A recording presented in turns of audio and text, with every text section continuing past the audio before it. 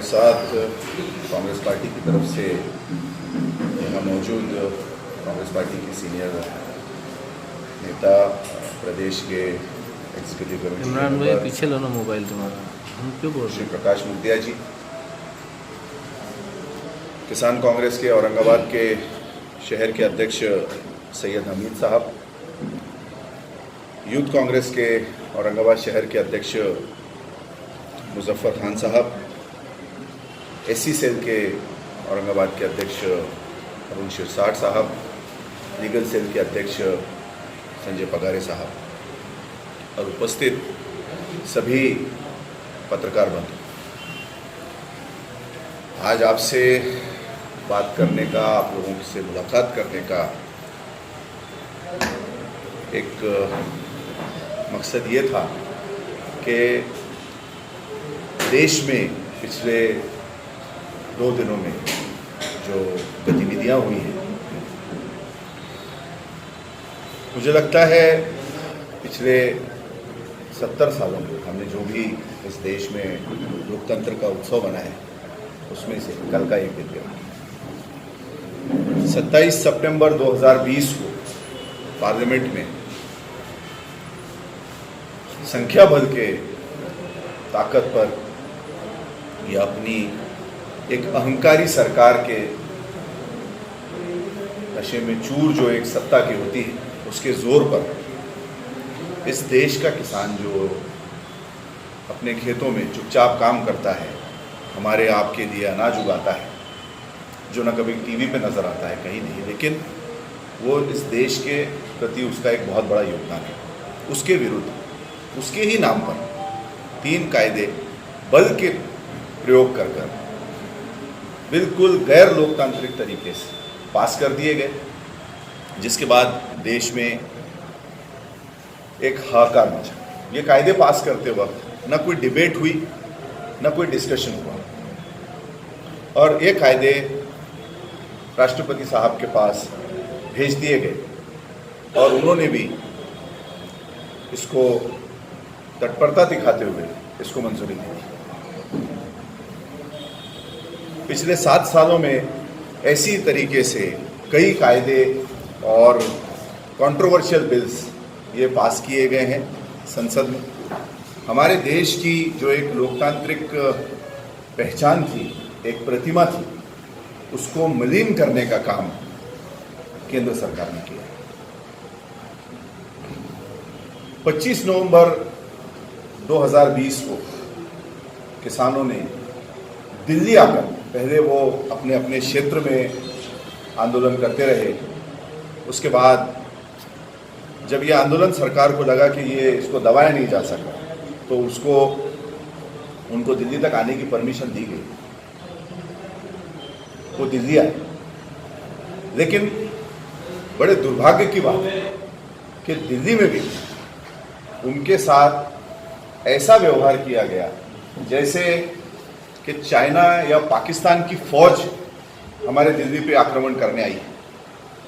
उनके लिए नुकीले कांटे की तारें लगा दी गई, तेज नोक बनाई हुई रॉड्स रास्ते में गाड़ दी गई, सीमेंट के बड़े बड़े बैरिकेड्स लगा दिए गए, कहीं जेसीबी से बड़े बड़े गड्ढे कर दिए गए, बड़े निर्दयी तरीके से वाटर कैनन्स का इस्तेमाल किया गया। लेकिन ये सरकार जो है ये बात भूल गई कि इस बार उसका पाला जो है वो किसानों से पड़ा, जो अपनी अधिकारों के लिए लड़ रहा था।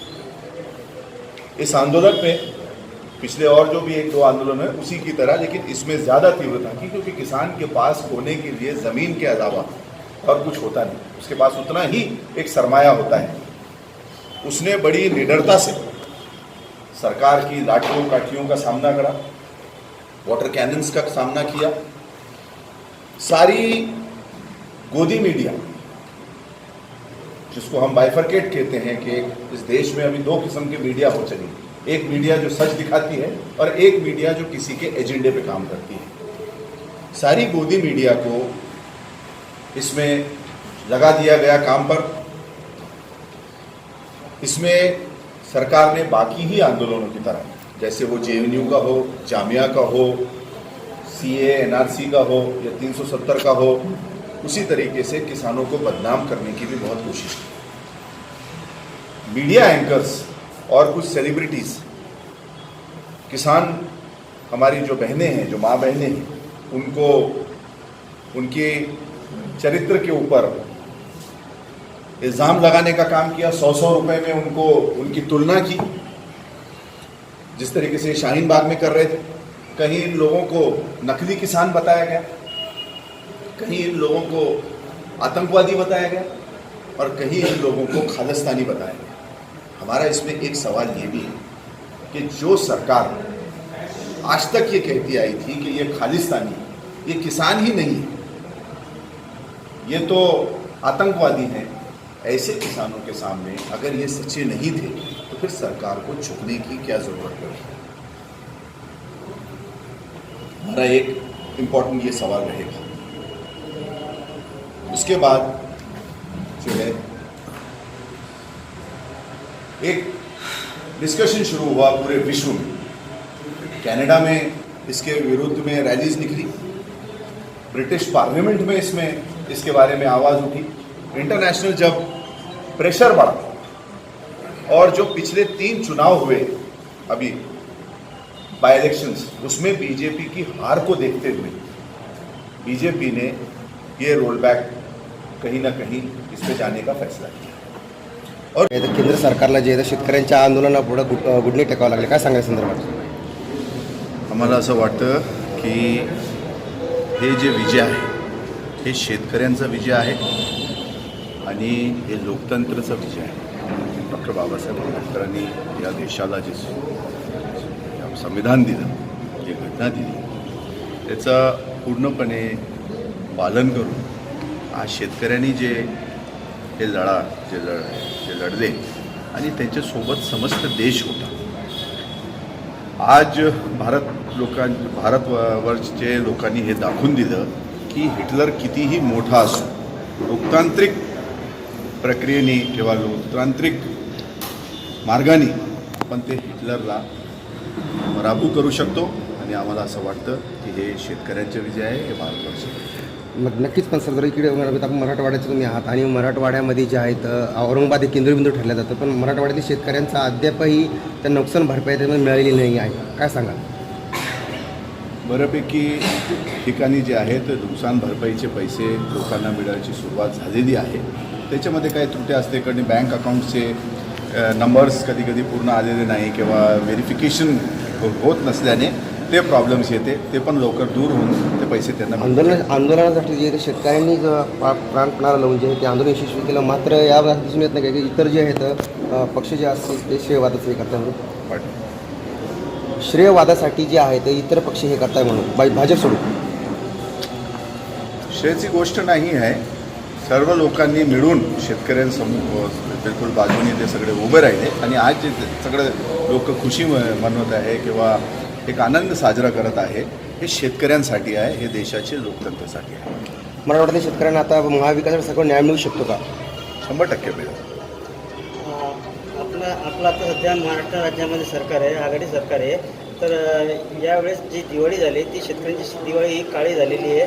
10,000 हेक्टरी देण्यात आलेलं आहे, त्यामध्ये आपलं काय मत त्यावर? आपल्या सर्वांना माहीत आहे की राज्य शासनाच्या केंद्र सरकाराकडे खूपसा एक मोठी रक्कम जी आहे ते GSTची बाकी आहे। तसं अजूनही आज 10,000 कोटीचं पॅकेज हे महाविकास आघाडीकडनं घोषित करण्यात आलं आणि बडी हे एक दुर्दैवीची बाब आहे की आपले जे पंतप्रधान आहे हे गुजरातपर्यंत त्यांनी हवाई दौरा केला, पण ते महाराष्ट्राची भूमीमध्ये आले नाही आणि केंद्राकडून शेतकऱ्यांना काही मदत प्रियंका गांधी यांनी सांगितलं होतं की देशभरामध्ये जे आहेत काँग्रेस पक्षाच्या वतीने जे जल्लोष करण्यात येईल, रॅल्या काढण्यात येईल, मात्र औरंगाबाद शहरातील काय स्थिती सध्या? औरंगाबादमध्ये आपल्याला माहीत आहे की धारा 144 लागू आहे आणि अमरावतीमध्ये जे घटना घडली, तर हे जे जातीवादी पक्ष आता आपल्याला माहीत आहे की भाजप किती व्याकुल आहे सत्तेसाठी ते कोणती पातळीवर गेलेले ते पण आपण पाहिलेलं आहे। तर अशी काही घटना घडू नये आणि औरंगाबाद हे एक संवेदनशील शहर आहे, म्हणून इकडच्या लोकांना काही त्रास होऊ नये, पोलीस डिपार्टमेंटना का एक सहकार्य म्हणून आम्ही शांतिप्रिय मार्गाने हे जे जल्लोष होत आहे साजरा केला.